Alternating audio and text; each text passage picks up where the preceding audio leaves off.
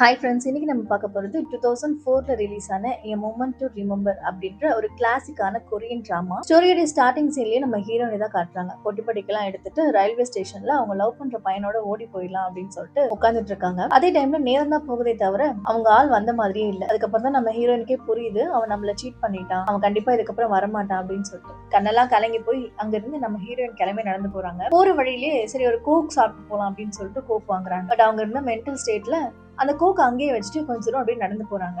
அதுக்கப்புறம் தான் நம்ம ஹீரோனுக்கு ஞாபகமே வருது, ஐயோ நம்ம கோக் வாங்கிட்டோம் அப்படின்னு சொல்லி உடனே கடகட அந்த கடைக்கு ஓடுறாங்க. அதே டைம்ல கரெக்டா அங்க இருந்து அதே மாதிரி ஒரு கோக்க வாங்கிட்டு ஒருத்தன் வெளில வரான். அவனை பார்த்ததும் இவன் தான் நம்ம கோக் எடுத்துக்கிட்டான் அப்படின்னு சொல்லிட்டு அவன் கையில இருந்து வாங்கி முடக்குன்னு குடிச்சிட்டு அவன் கையில அந்த காலி வாட்டில கொடுத்துட்டு அங்க இருந்து கிளம்பிடுறாங்க. இவன் தான் நம்ம படத்துடைய ஹீரோ. அப்படியே நம்ம ஹீரோயின் பண்ணதெல்லாம் பார்த்துட்டு சிரிச்சுட்டே அமைதியா நின்றுட்டு போயிடும். நம்ம ஹீரோயின் பஸ்லயும் ஏறிடுறாங்க. அதுக்கப்புறம் தான் இன்னொரு விஷயம் அவங்களுக்கு ஞாபகம் வருது, நம்ம பர்ஸையுமே நம்ம மறந்து அந்த கடையில விட்டுட்டோம் அப்படின்னு உடனே குடுகுடுன்னு திரும்பவும் அந்த கடைக்கு போறாங்க. அந்த கவுண்டர்ல இவங்க மறந்து விட்டுட்டு போன பர்ஸையும் கோக்கையும் அவங்க எடுத்து கொடுக்குறாங்க. அதுக்கப்புறம் தான் நம்ம ஹீரோனுக்கே தெரியுது, ஐயோ நம்ம கோக் வந்துட்டு மாத்தி குடிச்சிட்டோம் அப்படின்னு சொல்லிட்டு சரி இந்த கோக் அவர்கிட்ட கொடுத்துடலாம் அப்படின்னு சொல்லிட்டு அந்த பர்சன் தேடுறாங்க. பார்த்தா அங்க இல்ல. இப்ப நம்ம ஹீரோயின் வீட்டுல அவங்க ஹீரோயின் சாப்பிட்டு இருக்காங்க. இவளுக்கு ஒரு அம்மா அப்பா ஒரு குட்டி தங்கச்சி இருக்காங்க. இவ இப்படி வீட்டை விட்டு இறங்கி போனதுக்காக வீட்டுல இருக்கிறவங்க இவங்க கிட்ட கோச்சுக்கவோ சத்தம் போடவோ இல்ல. அதுக்கு நேர்மாறா நம்ம ஹீரோயினுக்கு ரொம்ப சப்போர்ட்டிவா தான் இருக்காங்க. இப்படி இருக்கும்போது ஒரு நாள் நம்ம ஹீரோயின் அவங்க அப்பாவோட சேர்ந்து கன்ஸ்ட்ரக்ஷன் ஒர்க் பண்ற ஏரியாவுக்கு போறாங்க.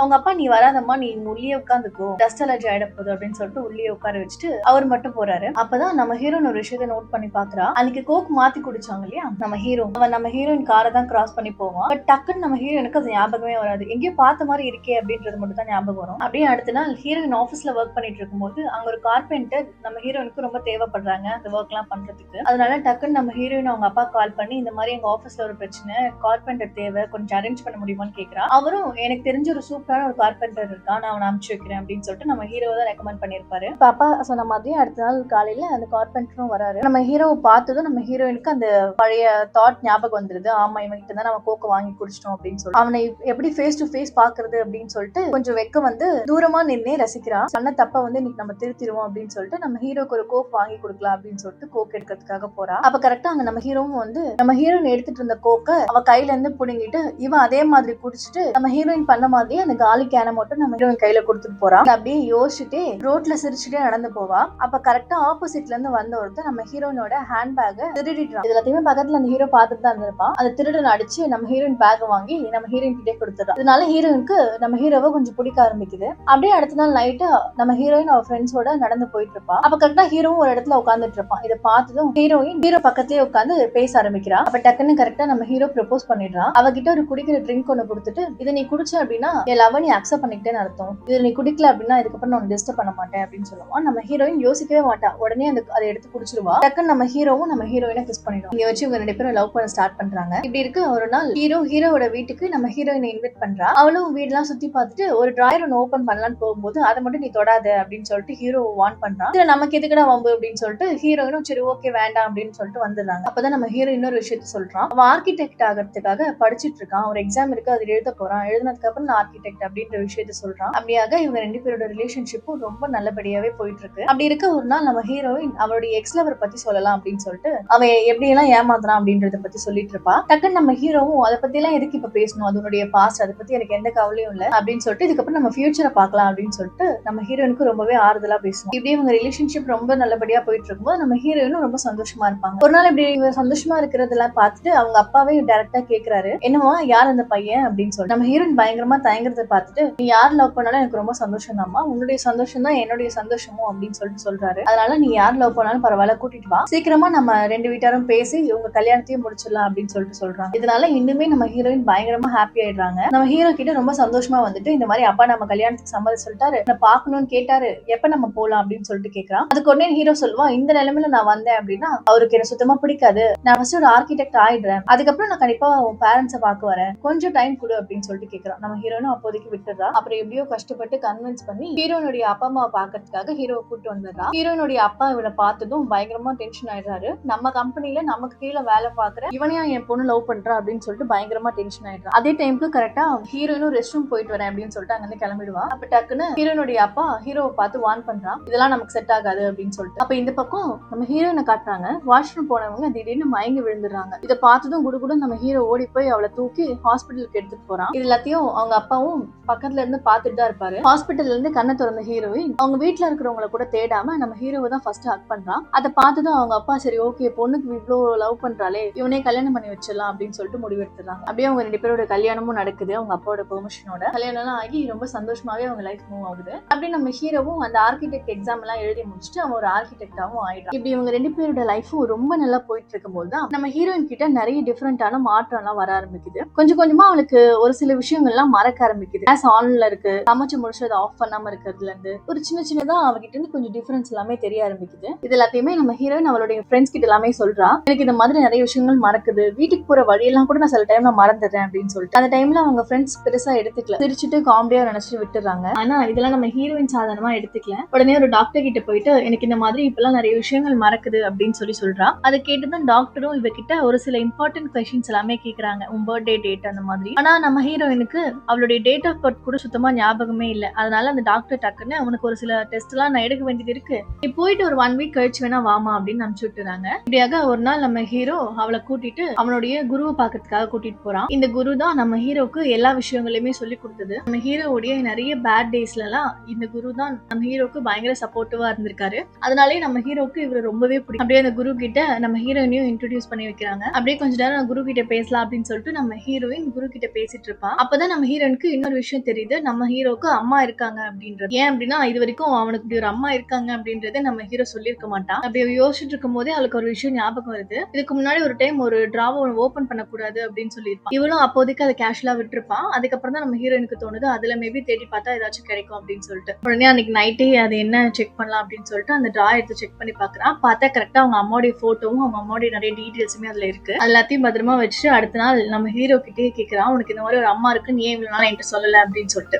உடனே நம்ம ஹீரோ பயங்கரமா டென்ஷன் ஆகுறான். அங்க இருக்கிற பொருள் எல்லாம் தூக்கி போட்டு உடைக்கிறான். அப்பதான் நம்ம ஒரு பிளாஷ்பேக் மாதிரி சொல்றாங்க, எனக்கு அவங்க ரொம்ப நல்ல அம்மாவா எல்லாம் இல்ல, சின்ன வயசுலயே வந்துட்டு எங்க அப்பா போனதுக்கு அப்புறம் அவங்க 2ஆம் தரமா என்னை விட்டுட்டு இன்னொருத்தவங்க கூட போயிட்டாங்க பணத்துக்காக. அப்புறம் அந்த பணம் எல்லாம் முடிஞ்சதுக்கு அப்புறம் இப்ப பணத்துக்காக திரும்பவும் என்கிட்ட வந்திருக்காங்க, இவங்களை பத்தி என்கிட்ட தயவு பண்ணி பேசாது அப்படின்னு சொல்லிட்டு பயங்கரமா கோவப்படுறான். ஆனா நம்ம ஹீரோனும் இந்த சிச்சுவேஷனை கூட பயங்கர காமா ஹேண்டில் பண்ணி அவனை சமாதானப்படுத்துறாங்க. எல்லாருமே மனுஷங்களா பிறந்தா தப்பு பண்ணுவாங்க, இதெல்லாம் நம்ம தான் சாதாரணமா எடுத்துக்கணும் அப்படின்னு சொல்லிட்டு. அப்படியே நெக்ஸ்ட் டே ஆஃபீஸ்க்கு அவ போறா. போகும்போது தான் அவனை நோட் பண்றான், அவனுடைய எக்ஸ் லவரை பாக்குறான். அவன் புதுசா இந்த ஆஃபீஸ்க்கு ஜாயின் பண்ணிருப்பான். நம்ம ஹீரோயினை பார்த்ததும் அந்த எக்ஸ் லவர் நம்ம ஹீரோயின் கிட்ட பேசலாம் அப்படின்னு சொல்லிட்டு வரா. அன்னைக்கு உனக்கு ஏன் நான் ரயில்வே ஸ்டேஷன் வரலன்றது காரணம் உனக்கு தெரியாது இல்லையா, நான் சொல்றேன் அப்படின்னு சொல்லிட்டு சொல்ல வரும்போதே டக்குன்னு நம்ம ஹீரோயின் ஸ்டாப் பண்ணி, எனக்கு எந்த விஷயத்தையுமே விளக்கணும்னு அவசியம் இல்லை, அதெல்லாம் முடிஞ்சு போயிடுச்சு, இப்ப எனக்கு கல்யாணம் ஆயிடுச்சு, இதுக்கப்புறம் நீ நானும் பேசிக்காம இருக்கிறது தான் நல்லது அப்படின்னு சொல்லிட்டு ஒரு நல்ல அட்வைஸ் கொடுத்துட்டு அங்கிருந்து கிளம்பிடுறா. அப்படியே அடுத்த நாள் அவ டெஸ்டோட ரிசல்ட் என்னன்னு தெரியறதுக்காக ஹாஸ்பிட்டல் போறா. டாக்டர் என்னமோ 1 வீக் கழிச்சு தான் வர சொல்லிருப்பாங்க. பட் இவ போனதோ 2 வீக்ஸ் கழிச்சு. அப்பதான் டாக்டர் சொல்வாரு, உனக்கு இந்த மாதிரி அல்சைமர் நோய் இருக்குமா அப்படின்னு சொல்லிட்டு. அது கேட்டதும் நம்ம ஹீரோயின் பயங்கரமா ஷாக் ஆயிடுறாங்க. அதோட டாக்டர் இன்னொன்னு சொல்றாங்க, இதை கண்டிப்பா குணப்படுத்த முடியாதுமா, ஃபர்ஸ்ட் கொஞ்சம் கொஞ்சமா தான் நீ எல்லாமே மறப்ப,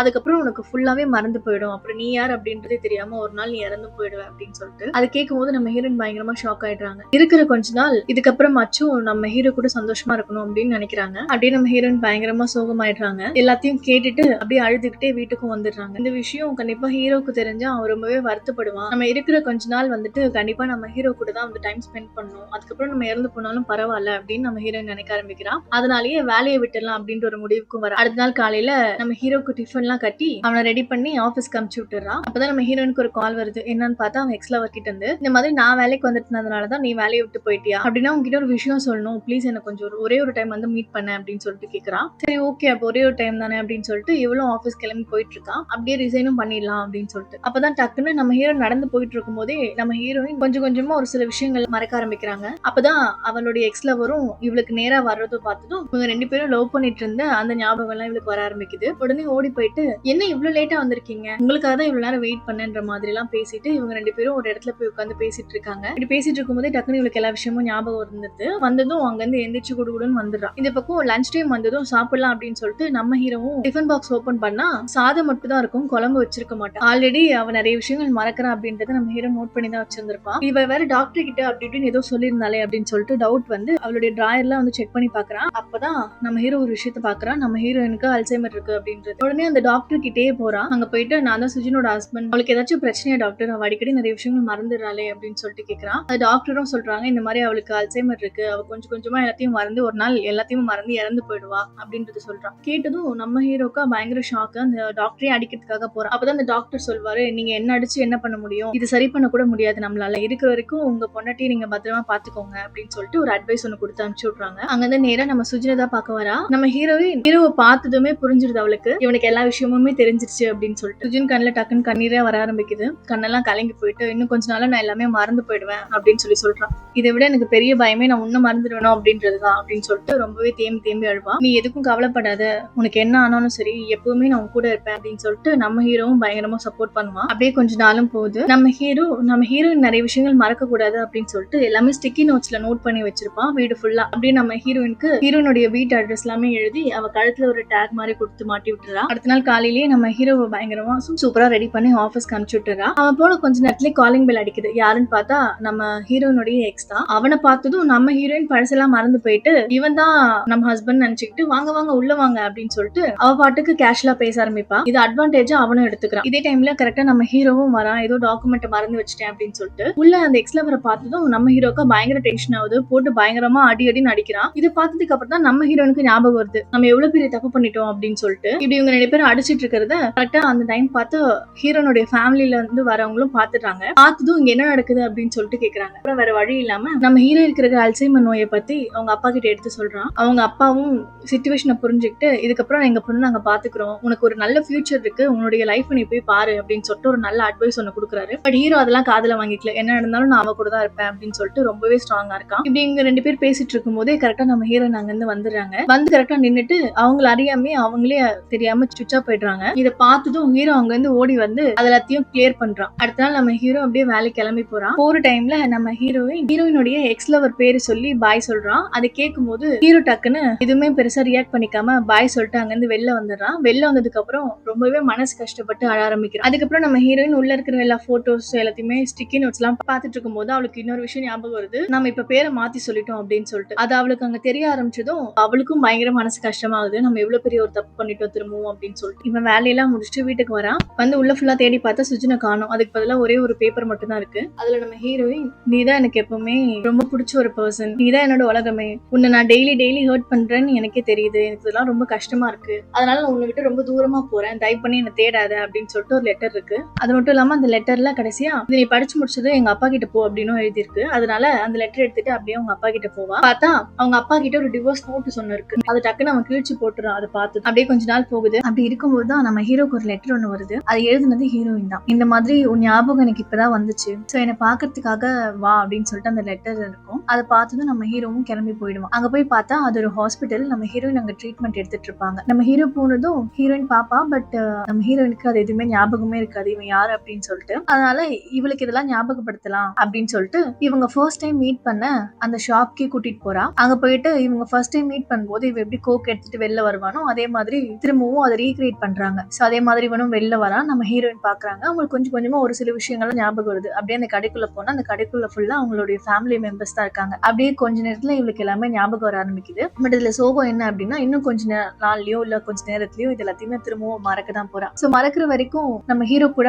சந்தோஷமா இருக்கலாம் அப்படின்னு நினைச்சிட்டு அந்த ஜீப் எடுத்துட்டு ஹீரோவும் ஹீரோயினும் கிளம்புறாங்க ஒரு லாங் டிரைவுக்கு. சோ அப்படியே இந்த படத்தை இங்க முடிக்கிறாங்க. நம்ம ஹீரோயினுடைய மெமரி எத்தனை டைம் போனாலுமே நம்ம ஹீரோ இந்த மாதிரி தான் ஒவ்வொரு டைமும் நம்ம ஹீரோயினுக்காக ரொம்பவே ஸ்ட்ரகிள் பண்ணி எல்லா மெமரிஸையும் ஒவ்வொரு டைமும் கொண்டு வருவோம் அப்படின்ற மாதிரியே காமிச்சு படத்தை முடிக்கிறாங்க. இந்த மாதிரி நிறைய இன்ட்ரெஸ்டிங்கான மூவிஸ்க்கு நம்ம வாய்ஸ் ஆஃப் ஃபிலிம் சேனலை சப்ஸ்கிரைப் பண்ணிக்கோங்க. தேங்க்யூ.